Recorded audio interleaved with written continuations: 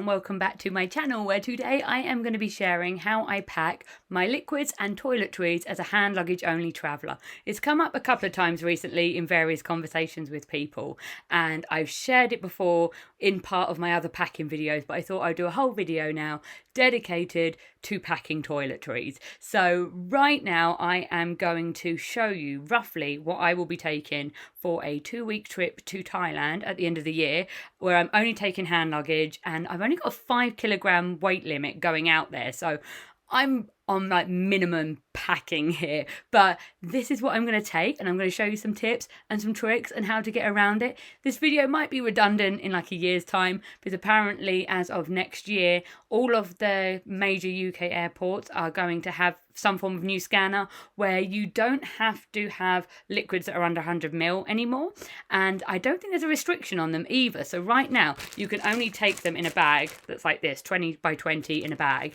but I think from next year that's going, but I don't know what it will be like for the rest of the world. So I'll probably still continue just to do this because I know how much I use and I don't want to overpack. I like to keep things as small as possible. So first, let's start with the actual item side of things. So usually I take this as like my little wash bag type thing. It is like plastic inside, so it's like a proper wash bag. But the first thing I have is a brush. It's got a mirror inside it and it pops up. So this is what I use as a brush. So it's very small. So I take that, and then my toothbrush also as well folds up into itself. So the inside turns into the handle, but then when you travel, it keeps it clean. So I have that as well. Another thing, my newest toy, is a little teeny tiny miniature razor. It does have a case, but I didn't like the case. The case was too big. So I've put one of like the cartridge covers over it. It does hold it by itself without...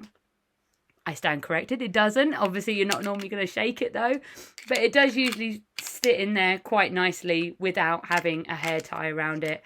But I've been doing that just to keep it kind of secure. So you are allowed to travel with disposable razors on an aeroplane in your hand luggage, as long as they're within the like the little plastic cartridge head thing. So you can take those as hand luggage.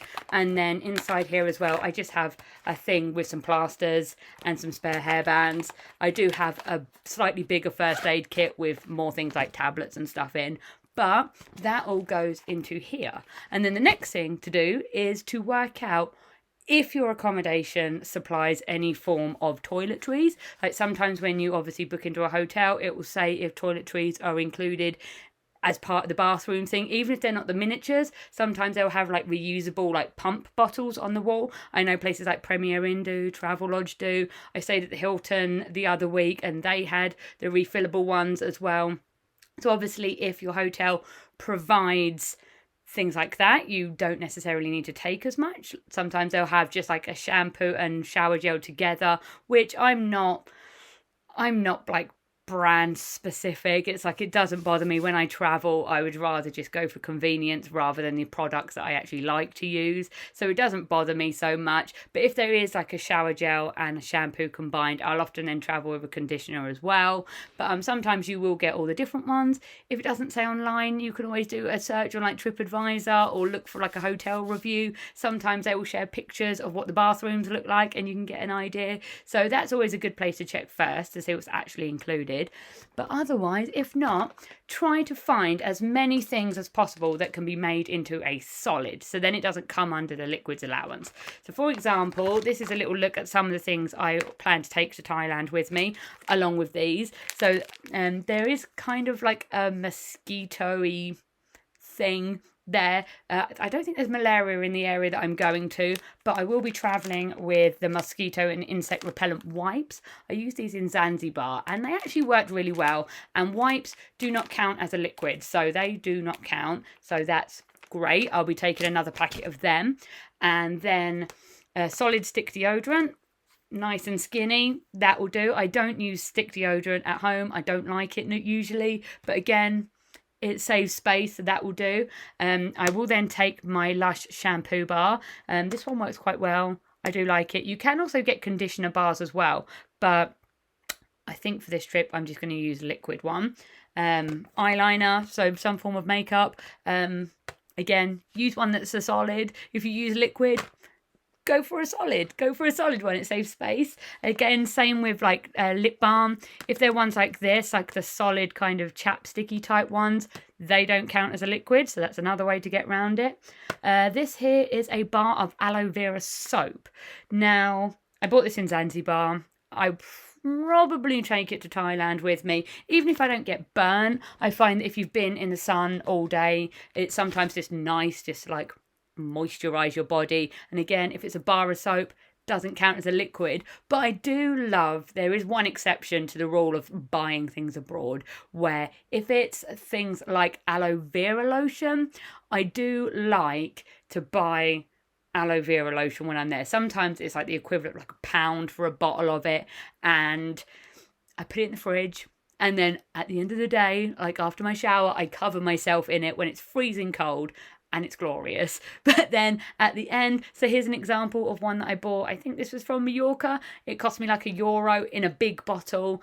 And at the end of the trip, I just filled it into an empty bottle that I'd taken with me, and I could bring what was left over it home. I have used it since being home, so I had more than this originally, but that is one thing that I sometimes do buy when I'm away. So yeah, but solid aloe vera bar I think will be coming with me. And then another one as well that you can take, some people take travel like washing liquid.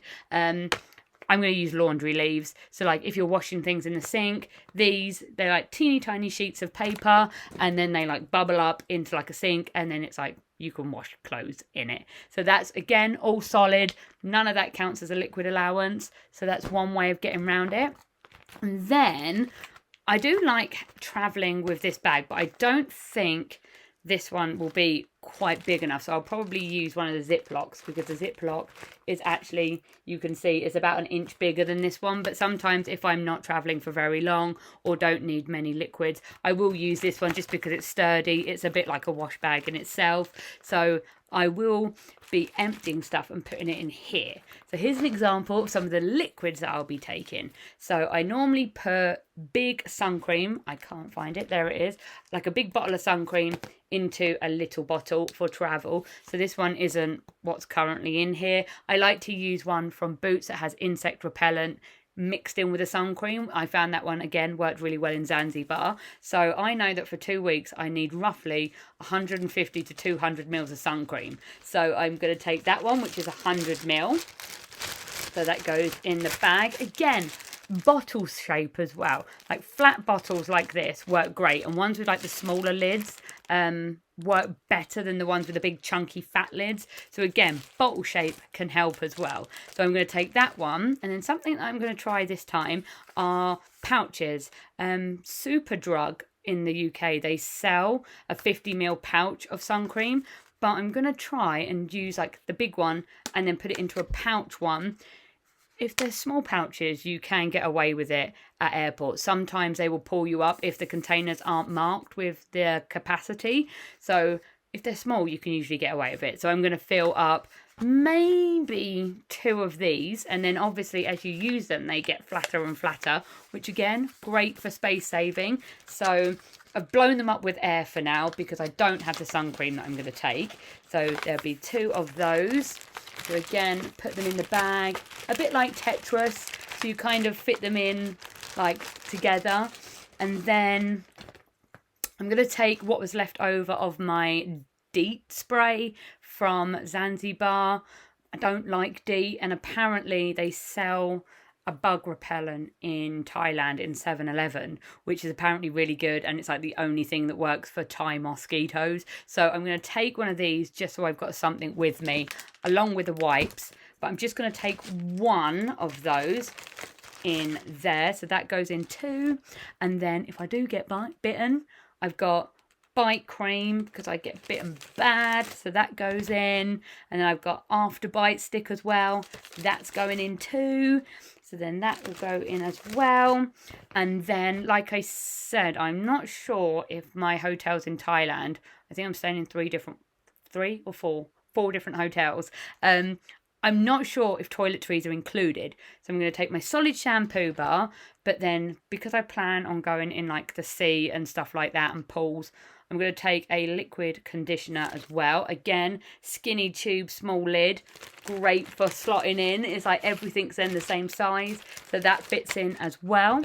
And then again, because I don't know if they're going to have shower gel, I'm going to take again another small tube of shower gel.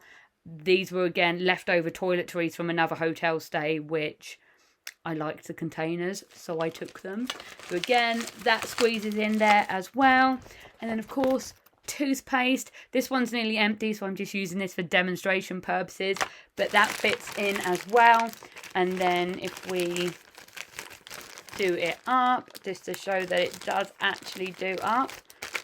The bag sealed, it's completely done up. So just to kind of go over what's in there, there's now technically almost 200 mils of sun cream in here. There's a 50 ml deep bug spray, there's bite repellent, there's shower gel, conditioner, toothpaste, and then with the solids that are in there, and then the bug wipes, and then obviously my normal toiletries type thing. This is what I would then be taking for my toiletries for 2 weeks in Thailand.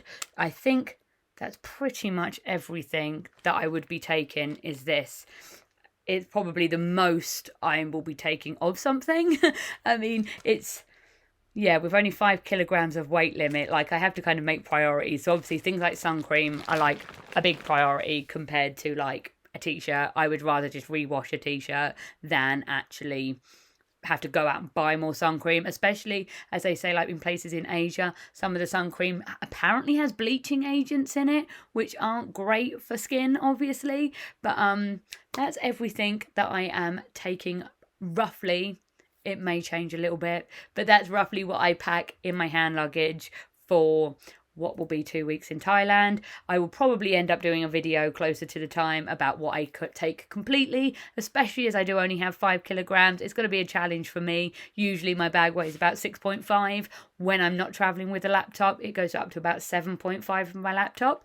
But that will be a challenge in itself, which I'm quite looking forward to, because I mean, I don't like having to walk miles with a backpack on. So if I can get it as light as possible, that's fine with me. So I hope you found it helpful. If you have any questions about any of the items or products or things, let me know in the comment and I will do my best to give you a hand. Have a great day and I will see you in the next one.